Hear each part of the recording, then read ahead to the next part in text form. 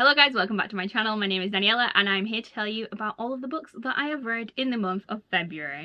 Starting with Daisy Jones and the Six. I listened to this on audiobook. I gave it 3.5 stars purely because I had given Seven Husbands of Evelyn Hugo 4 stars and I didn't feel like I connected with this as much as Evelyn Hugo. So Daisy Jones is a fiction book written by Taylor Jenkins Reid. It kind of follows this band, 70s rock band vibes. I listened to this on audiobook. I haven't read the physical copy. I don't know if I would have enjoyed it as much if I'd read it physically, because this is written in an interview format. So we have all of the band members being interviewed individually and you're kind of getting everyone's different perspective. So in any given scenario or day that they are discussing, you see all the different perspectives, and it's quite funny because you'll have one band member say one thing and they'll be like, oh yeah, this is how it happened, like really cool and collected. And then you'll have another band member, the next line is literally a different band member that's been interviewed and who's like, that didn't happen. So it's quite funny from that aspect. The audiobook is really, really good. It's a full cast narration. All of the characters are played by a different person / voice actor. We hear the story of how Daisy Jones and the Six, the band, formed, starting right back to pre-Daisy Jones up until the band separates. I think we find out a little bit about their lives afterwards as well, but it's really, really interesting. It's really good. It is a fiction, but it feels real and authentic. My favourite character in this is Billy Dunn. I don't know if that's a controversial opinion or not. The person that does the narration for Billy Dunn is fantastic. I don't know who it is, but they choked me up several times. They had me crying. I couldn't cope with the emotion that they were putting into their performance. It was so, so good. It took me a little while to get into, but I really enjoyed it.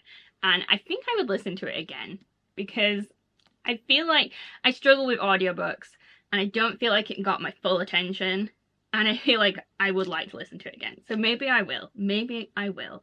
But the Amazon series is now out. I'm waiting for it all to be out because I like to binge watch series. I hate having to wait for the next episode. I just finished watching The Last of Us and we watched that week by week and it was torture because if you've watched it, those cliffhangers, I need to know what happens next. I can't cope. So yeah, waiting for it all to be out, but I'm very excited to watch the TV adaptation of this. I'm not great at visualizing stuff in my head. I can't do that whole movie in your head, paint a picture thing. So I'm really excited to see this reimagined in the flesh. Like, give me the imagery. I'm excited. I don't think I breathe when I do book reviews. I just hold my breath and go bleh. I don't know if you've noticed this as well, but I don't plan my videos. I just sit down and film. All of the words that come out of my mouth, word vomit. There's no forethought. It's just passion. It's just passion. Next, we have The Passengers by John Mars. Another one that I listened to on audiobook.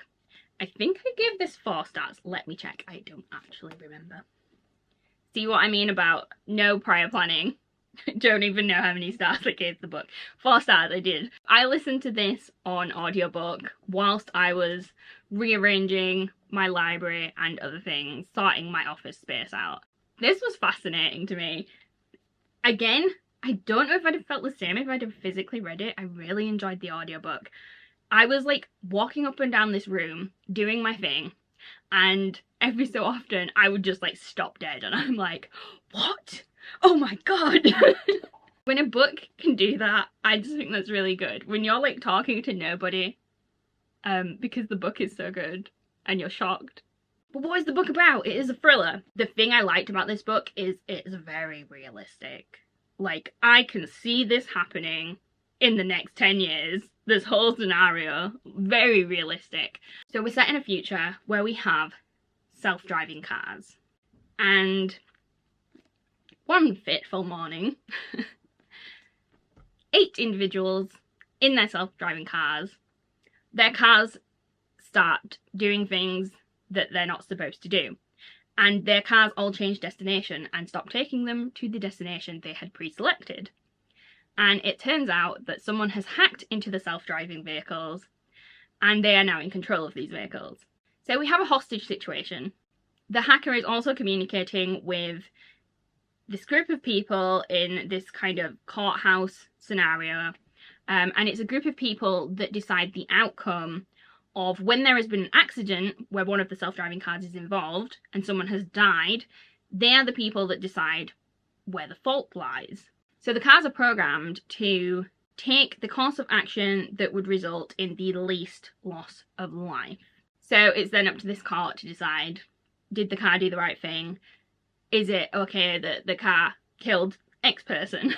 I'm not going to tell you anything else about this book. Basically, we're following these 8 passengers. You get to see those passengers' perspectives. You get to see the perspectives of the people in the courtroom. There are twists and turns. Things happen.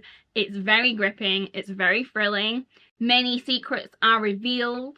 It's very interesting. There's also the aspect of there's a social media element involved, very much like our world.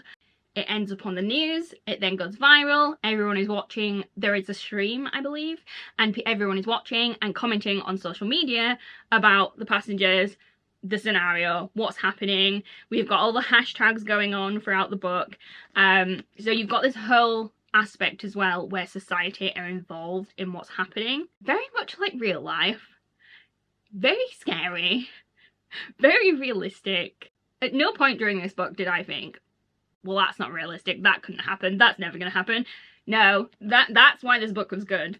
I was like, this could totally happen. I can see this happening. This is insane. Really good concept. Really enjoyed it. Highly recommend. Especially the audiobook. Next up, I read Tender is the Flesh. I gave this 2 stars. It has an interesting concept. A virus has come about, there's been an outbreak, and it's amongst the animals. So it basically affects the food industry and the meat industry.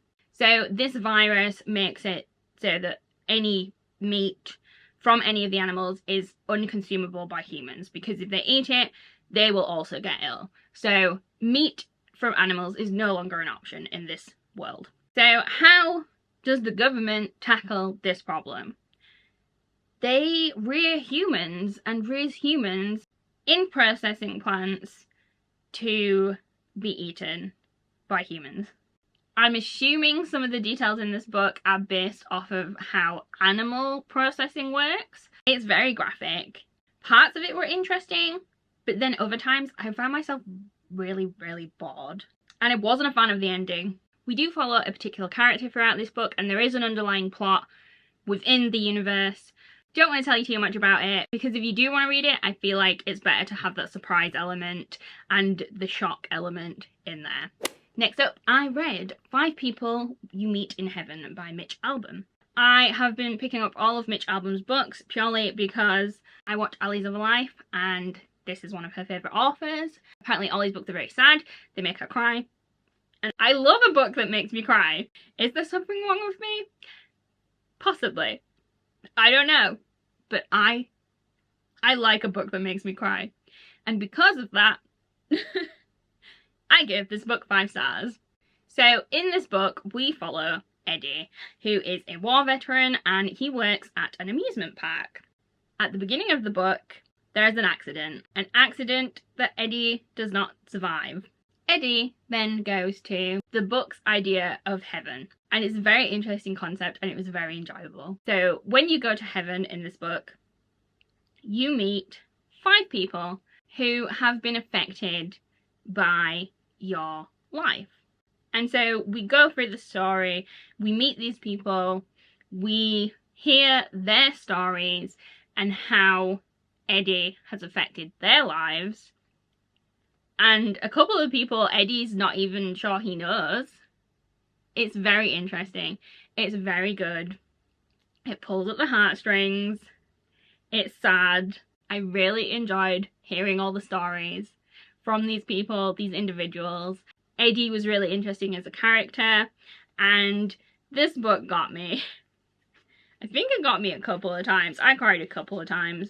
The ending of this book made me cry. I just had a quick peek at it, and it immediately brought back emotions. So I think I will definitely be rereading this book. 5 stars. Really enjoyed it. There is a sequel to this, which I'm excited to read, and very excited to jump into his other books. Next up, I read The Raven Boys by Maggie Stiefvater. I listened to this on audiobook.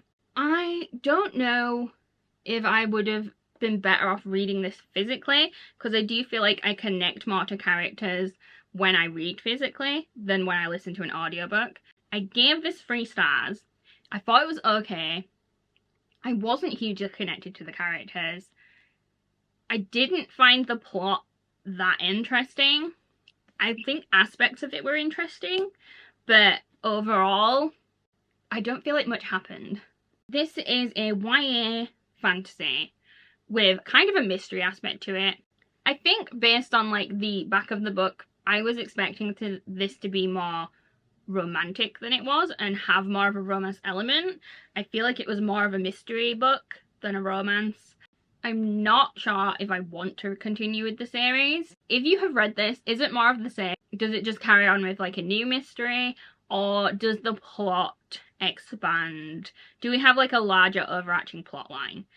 Because I feel like if it's just going to be the same kind of rinse and repeat, I don't think I'm that interested. I did enjoy the audiobook. The narrator was doing like the southern Louisiana style accent. I feel like that helped me integrate more into the story because of the accent and because of where it's based. I'm just not blown away by this. It was okay. I kind of wish maybe I had spent my time reading something else. And the final book we are going to talk about today, which I have been reading since January, is Kingdom of Ash by Sarah J. Maas. This is the final book in the Throne of Glass series. I do have other covers. I bought another copy of Kingdom of Ash because mine, the binding looks like it's going to come away. So I bought another copy, and I also got this beautiful dust jacket with gorgeous artwork. This is, I think she's Pojanta on Instagram, and she's done these beautiful Throne of Glass dust jackets with beautiful artwork on the front. And then if you get the full set basically has this design along the spines in black and white. But I just got the one because I just really wanted the Kingdom of Ash one for this piece of artwork. So this sits out on my shelf facing out. I really like the artwork on this one. It's also got under the dust jacket artwork with some of my favourite characters. I'm not going to hold this book up the whole time because it is really heavy. So I'm just going to pop this down. I gave the book 5 stars. I absolutely loved it. The book was like 1,000 pages long. And it is the best 1,000 pages I've ever read. Like, if I have to read a 1,000 page book, give me that book. That book was amazing. It's fantastic. It's action-packed. There was never a dull moment. I was entertained all the way through. What a finale to a series. It's taken me a whole year to read the Throne of Glass series, all 8 books. And I don't regret it for a second. I've loved the series. I think it's better than ACOTAR. The fantasy plot throughout those books is amazing. I love the characters. I have filmed my last vlog in my Throne of Glass series, so I think it's going to be pretty long. So if you want to know anything about my feelings for this book, I'm probably going to be putting that vlog out in the next couple of weeks. You should go watch it. A lot of time went into it. You'll be able to see all my reactions to things that are happening in the book. It's kind of got a step-by-step update of the plot as well. So keep an eye out for that video if you want to see my reactions and see my thoughts and feelings on things as I read Kingdom of Ash. As far as fantasy series goes, Throne of Glass is fantastic. I love it. I can't speak highly enough of it. Like, several of the books were 5 stars for me. I think the rest of them were 4 stars. Absolutely loved it. Again, vlog's coming soon. There are tears. I ugly cry. It's not pretty. But anyway, that is everything that I read in the month of February. I hope you enjoyed this video, guys. Have a chat with me in the comments. Let me know what you've been reading this month. Have you read any of the books that I read? What did you think of them? And as always, if you liked the video, please give it a big thumbs up and subscribe to the channel if you haven't already. And I'll see you next time.